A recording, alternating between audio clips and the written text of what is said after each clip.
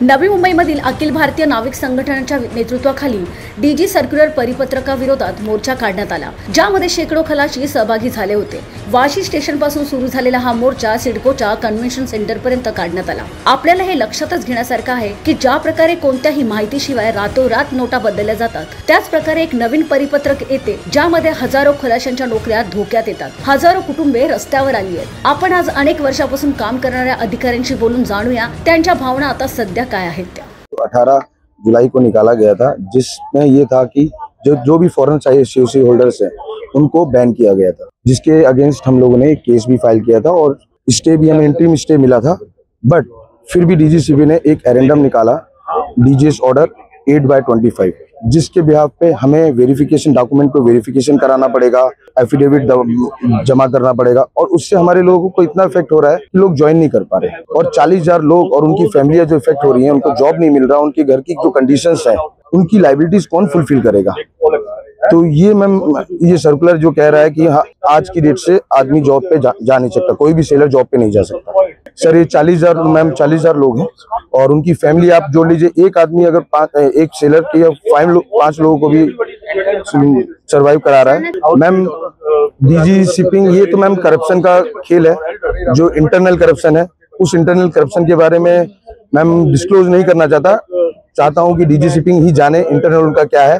हमारे पास कुछ एविडेंसेस भी है, अगर भविष्य में इस सर्कुलर को और हमारी मांगे पूरी नहीं की गई तो वो भी डिस्क्लोज किया जाएगा। ऑनलाइन की, मंत्रालय में की, हाईकोर्ट में की, बाकायदा सब जगह से कर रहे हैं। और जंतर मंतर में हमने दिल्ली पे धरना भी किया था और हाईकोर्ट में केस भी लगाया, और आज हम लोग सिडको में, वासी में जा रहे हैं, जहां कन्वेंशन और एमएलसी की मीटिंग है, वहां पे हम लोग जा रहे हैं इसको दिखाने के लिए कि साहब इतने लोग बेघर हो रहे हैं, उसका रिस्पॉन्सिबिलिटी कौन लेगा। फ्रेंड है, जिसका एक सेलर है जिसकी माँ भी यहाँ पर आई हुई है, उनको कैंसर है, उनकी जवाबदारी कौन लेगा। जो कैंसर की फॉर्मेलिटीज है या जो भी एक्सपेंस होगा, ट्रीटमेंट का, इलाज का पैसा कहाँ से आएगा अगर जो आदमी सेलर अगर जॉब पे नहीं जाता है। तो लोग को शोषण किया जा रहा है किस बेस पे। अगर 2012 से 2013, 14, 15 है, उस टाइम में इन लोगों ने बहुत सारे सीडीसी, इंडियन सीडीसी भी उन्होंने बनाया है, तो उस टाइम में डीजी शिपिंग को रोकना चाहिए कि हम अगर कैप्टन का सीडीसी दे रहे हैं तो उन्होंने क्यों दिया। आज ये 10 साल हो गया, अब जो है जॉबलेस जिनकी उम्र हो जाए 40 हो गई, 45 हो गया, तो अब क्या वो जाएंगे, अब उनका जॉब कहाँ जाएगा। तो ये वेरिफिकेशन पहले ही करना चाहिए था जब सीडीसी उन्होंने दिया है। अब सीडीसी सबको दे करके सीओसी दिलवाने के बाद अब ये आए हैं कि हम उसको जो है नहीं जाने देंगे एज ए कैप्टन, कोई भी चीफ ऑफिसर जो भी रैंक है। तो इसको अब तो कैप्टन सब ऑलरेडी बन चुके हैं, और हमें जहां तक है कि इंडियन सीओसी वाले जितने भी हैं उससे कम एक्सपीरियंस किसी के पास नहीं। मैंने जो देखा हूं, मैंने भी, मेरा 17 साल का एक्सपीरियंस है, जो मैंने देखा हूं कि इंडियन सीओसी वाले भी हैं, लेकिन उससे ज्यादा एक्सपीरियंस है प्रैक्टिकली जो है हमारे कैप्टन, हमारे चीफ इंजीनियर, हमारे चीफ ऑफिसर सारे हैं, जिसको कि इन लोगों ने एक्सपीरियंस प्रॉपर लिया है। हमारे इंडियन सीओसी वाले हैं थ्योरी में जो भी हो, लेकिन प्रैक्टिकली में अगर इंडियन एमओटी जितने भी हैं, अगर हमें जो नए जितने भी हैं, हमारे 100 सीओसी भी उससे ज्यादा एक्सपीरियंस है। और हमें इसको लगता है कि थोड़ी सी करेक्शन करनी चाहिए कि इनका पीछे के वेरिफिकेशन ना देखा जाए।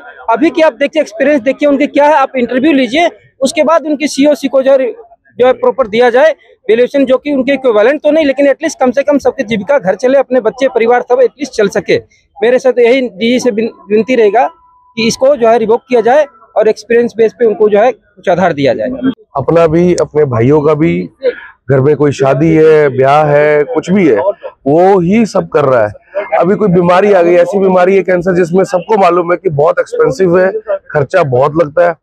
अगर हम कमाने जाएंगे ही नहीं तो हम अपने घर वालों को ट्रीटमेंट कराएंगे कैसे। अगला कदम हम अपने लॉयर से, हम अपनी कोर मेंबर से, सबसे डिस्कस करके हम उसके बाद ही उसको डिस्क्लोज करेंगे। क्योंकि अभी हम कुछ भी डिस्क्लोज करते हैं तो उसके लिए हमारे पास सामने एक सर्कुलर रख दिया जाता है, एक ऑर्डर रख दिया जाता है, एक एडोमेंट रख दिया जाता है कि ये लो नई चीज तुम्हारे आगे रख दी है, अब फिर तुमको हमने स्टॉप कर दिया।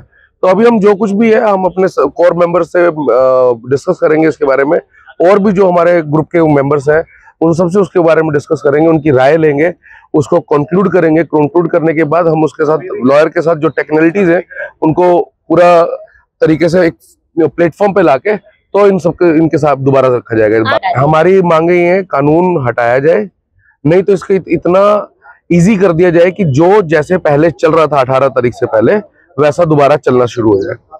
दूसरा चीज, जो ये हमसे एफिडेविट मांग रहे हैं, हम अपने हाथ काट के इनके हाथ में क्यों पकड़ाए? क्या इन्होंने, जैसा कि पंकज साहब ने बोला कि जो इन्होंने इंडियन सीओसीज, एक रेपुटेटेड सीओसी है ऑल ओवर द वर्ल्ड, उसकी रेपुटेशन को डैमेज करने के लिए अंदर के लोगों ने करप्शन करके सिर्फ पैसा कमाने के चक्कर में उनको इशू किया गया और एक नंबर दे दिया गया कि 300 ही है। हमको क्या मालूम 300 है, 3 लाख है, या 3000 है, या 30,000 है। जब तक उसका पूरा डाटा हमारे सामने नहीं रखा जाएगा, हमारा डाटा तो ये ले आए, इतने बंदे हैं, ये काम नहीं करते, इसको छोड़ो, अपनी मर्जी से जो इनको रात को सपना है सुबह उठ के लिख के दे दिया, छाप दिया उनको। अगर DG shipping, government of India या कोई भी इसके जो रिलेटेड में है वो इसी हिसाब से चलते हैं, तो हम तो पहले भी अंधेरे में थे क्योंकि हमारे लिए कुछ कर नहीं रहे थे, ना हमारे को जॉब दे रहे थे। अब ये हमारे जॉब खोसने का भी काम कर दिया। इन्होंने जॉब जिहाद का काम किया, क्योंकि उसको ये नाम मैं क्यों देना चाह रहा हूं, क्योंकि इन्होंने हमसे जॉब खोस के हमारी पड़ोसी कंट्री को दिया, जहां पे कि हमारा पहले से गवर्नमेंट ऑपरेशन संदूर चला के बैठी हुई है। बांग्लादेश के साथ इनका पहले से कोई ट्रीटी नहीं है, वहां पे हमारे सब लोगों का शोषण भी कर रहे हैं। और दूसरी बात, सरकार भी नहीं है वहां पे, कोई ऐसी स्थायी सरकार नहीं है। बर्मा के लोग हो गए, वहां पे होम वॉर चल रही है। श्रीलंकन हो गया, सबको मालूम है श्रीलंका किस कैटेगरी, किस स्टेज पे है इस वक्त, और क्या बैंकरप्सी हुई, कैसे उनके प्राइम मिनिस्टर वहां से निकले।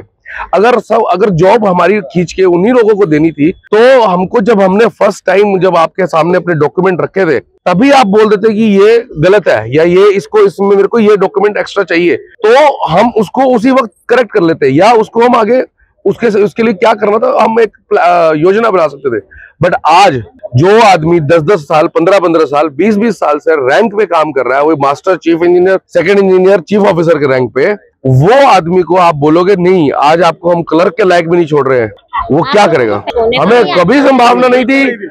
अगर कोई ऐसी संभावना होती तो हम बात करते, जैसे कि मैंने पहले भी कहा और भी हमारे मेंबरन ने कहा कि स्टेक होल्डर से इन्होंने किसी से बात ही नहीं की। अगर ये स्टेक होल्डर से बात करते, आरपीएसएल कंपनियों से बात करते, आप बेलापुर चले जाइए, 185, 185 और 187 आरपीएसएल कंपनी है, and I am damn sure उसमें 95% जो काम कर रहे हैं वो एफओसीसी सीओसी वाले काम कर रहे हैं, जो उनका बिजनेस बंद कर दिया।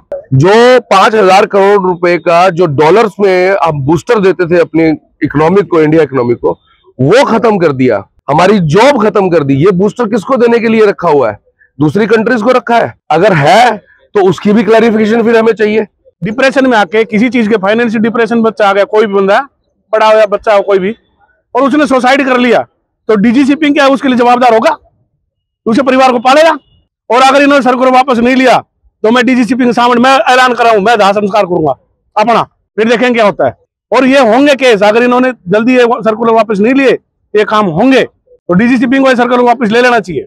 हमारे साथ जो पंकज टीम है, मैं आप लोगों को बोलना चाहूंगा कि ये सर्कुलर के लिए हम लोग कोर्ट में गए हैं, क्योंकि अगर हम लोगों को कुछ भी अगर गलत करना होता तो हम लोग कोर्ट में नहीं जाते, क्योंकि हमें न्याय प्रणाली के ऊपर पूरी ये भरोसा है कि हम लोग के फेवर में वो लोग डिसीजन देंगे। और उसके लिए उन्होंने 1 अगस्त को हम लोगों के फेवर में डिसीजन भी दिया और एक ऑर्डर निकाला कि इनका डीजी शिपिंग में कोई भी इंटरफेरेंस नहीं है। बट डीजी शिपिंग इतनी ज्यादा एरोगेंट है कि ये डिसीजन होने के बावजूद सेम 1 तारीख को वो ऑर्डर नंबर 8 निकालती है और 5 तारीख को फिर से अडेंडम निकालती है, और 5 तारीख की शाम को 7:39 पे जबकि ऑर्डर जब अपलोड होता है तो उसके बाद ये डिलीट भी नहीं करती है। तो आप लोग के चैनल के माध्यम से ये मैं जरूर बोलना चाहूंगा कि न्याय व्यवस्था के ऊपर कोई भी नहीं है। अगर डीजी शिपिंग ने न्याय ऊपर जाने की कोशिश की तो हम लोग डीजी शिपिंग के ऑफिस में भी जाके तोड़फोड़ कर सकते हैं और उसका पूरा खामियाजा केवल डीजी शिपिंग को भुगतना पड़ेगा। जय हिंद, जय नावी। सपोर्ट करें क्यों मैडम? पहली बात तो एक तो घर का इनकम खत्म हो गया सबसे बड़ा, और लेडीज के लिए घर चलाने के लिए पैसा चाहिए। घर का अभी डेली बैंक का फोन आ रहा है ईएमआई भरने के लिए, अब वो 1-1.5 महीने से ये हो रहा है। अगर इस तरह से आगे भी चलता रहा तो कैसे हम लोग का घर चलेगा?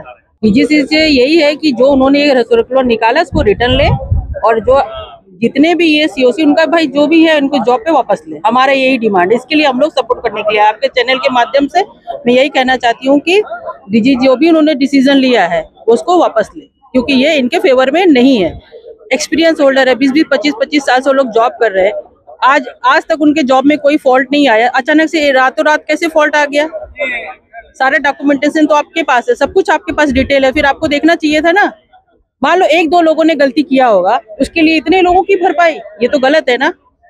और इस उम्र में जो आदमी 50+ हो गया है वो कहाँ जॉब करने जाएगा? कौन देगा जॉब हमको? किस एक्सपीरियंस पे देगा जॉब? तो हमारा घर कैसे चलेगा? हमारे घर को चलाने के लिए इनकी नौकरी पे वापस जाना जरूरी है। वो उनको अपना लेना पड़ेगा, रेट जो उन्होंने रियोग डाला है वो वापस। या विरोधात काढलेल्या मोर्चामध्ये त्यांची मागणी अशी आहे की परिपत्रक मागे घ्यावे आणि त्या सर्वांना त्यांच्या नोकरीवर परत बोलवावे। आता हा अचानक बदल आणि नवीन परिपत्रक किती प्रमाणात योग्य आहे आणि ते कधी मागे घेतले जाईल हे काळच सांगेल। यावेळी मोर्चामध्ये खलाशांचे कुटुंब देखील सहभागी झाल्याचे दिसून आले।